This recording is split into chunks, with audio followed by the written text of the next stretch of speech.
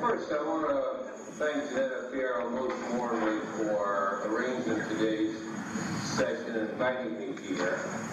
I know she had to overcome one or two obstacles, including the fact that she had to chase more than two biologists around the corner before she could find someone willing to face the dreaded Dr. Hovind in a creation evolution debate. Now, she didn't have to chase me too far because I've already debated the man back in April. And so I had some sense of what to expect. And he's a formidable opponent. He uses PowerPoint, he's got jokes, he's scavenged and collected a whole series of facts, pseudo-facts, misinterpreted facts, etc. to create a certain impression, and he's impressive at doing it. But you know, I believe in learning from others, and I believe that I may have learned more from Dr. Hovind than he's learned from me. In any case, I'm eager for round 2 of our match, or the rematch after the first match, and I'm delighted to be invited, and I thank you and your family for arranging this event. I hope you, well, I'll skip that. Let me just say at the outset that we operate a little bit differently. I'm a scientist, and under no circumstances is the theory of evolution under attack within science. Dr. Hovind may seek to create a different impression on this, but evolutionary theory, evolutionary biology, evolutionary genetics, and now this is going on. The others, it's working, sorry, have been well established. They're a growing discipline, which serve the test of science, which is if we can successfully predict new phenomena and interpret existing phenomena successfully. Dr. Hovind is, by his own admission, an evangelist, and he goes about trying, quote,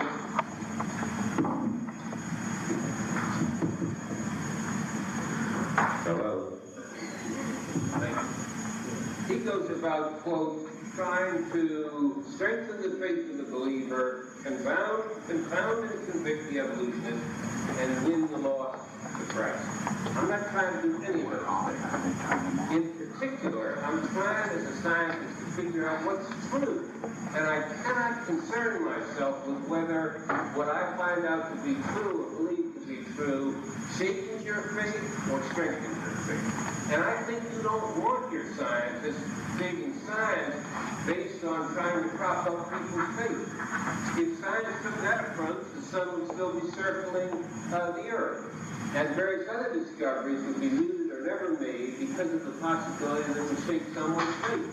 If your faith is weakened by knowledge of how the universe actually works, it's a problem for you to deal with.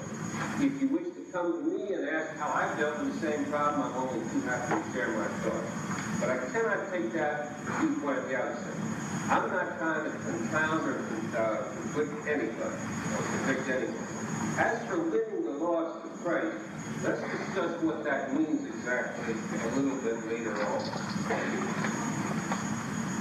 Let me just emphasize at the outset what this is not. This is not a debate between godless atheism and religion. It is not a debate between Christianity and evolution. The reason why it isn't is because evolution is as fully consistent with God existing as it is with God not existing. In fact, it's probably, in my opinion, more fully consistent with God existing.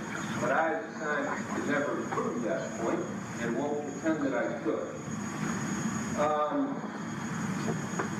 More specifically, there is no contradiction between Christianity and evolution unless you take a particular, I believe, very narrow, distorted image of Christianity. That every word of the book that I hold in my hand, the Bible, means exactly what I tell you it does, which in my view directly contradicts the teachings of Jesus. So the kind of Christianity that is pervaded as being anti-evolutionary, associations and so on, to me, is inconsistent with the teachings of Jesus. Now, can you be an evolutionist and a Christian? Of course you can. Many have been, many are. I'll give you one local example. Myself. Till the age of 13, I only studied one book seriously, and that was the Bible, under the tutelage of my mother.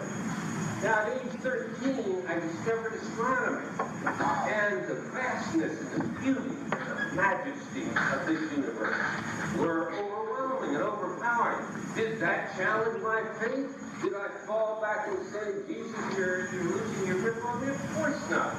Quite the contrary. It made God's majesty, if you believe in God, only the greater. And furthermore, although it shrunk human beings, was that anti-Christian? Of course not. Jesus emphasized humility, not arrogance and pride, and the absence of self-centeredness. Stop this Israelites always talking about themselves and not seeing other people, etc. Try to come to a general set of principles that work for everyone. Now, later when I learned biology, there was a similarly vast story about life here on Earth, 4 billion years of so.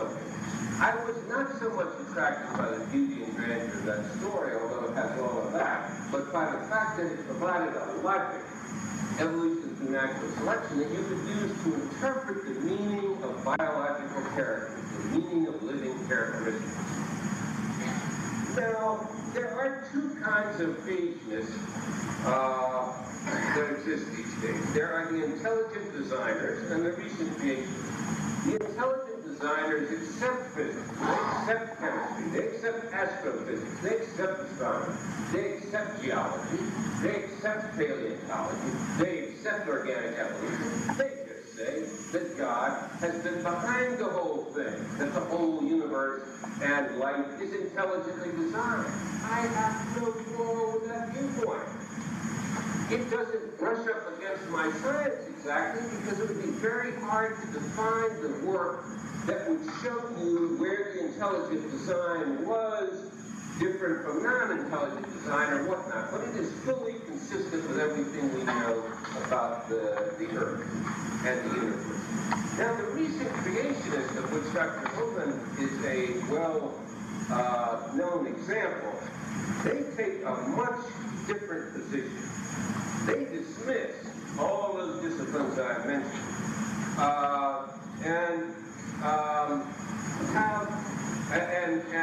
and want to base their view of the Earth, of theology, of astronomy, etc., on a few lines in Genesis. And in particular, they want to explain the entire paleontological record, as I'll come back to in a moment, by the flood, by Noah's flood. Now, this, from my standpoint, is an extraordinary fantasy. That Noah's flood and ark are a plausible account of the fossil record in life we know it today is beyond credulity. And I will then come to that evidence. But I will just stress at the outset that to me there are two very different views of the universe here that are being described, and of the God that's behind the universe, if such a God is there.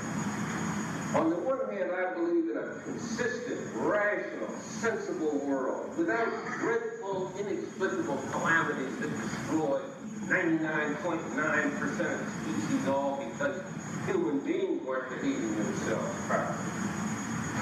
By contrast, Dr. Hovind believes in an arbitrary, bizarre, capricious world according to a private interpretation of a privately held book in which God creates the whole universe and then obliterates whole sections of it in a mad 300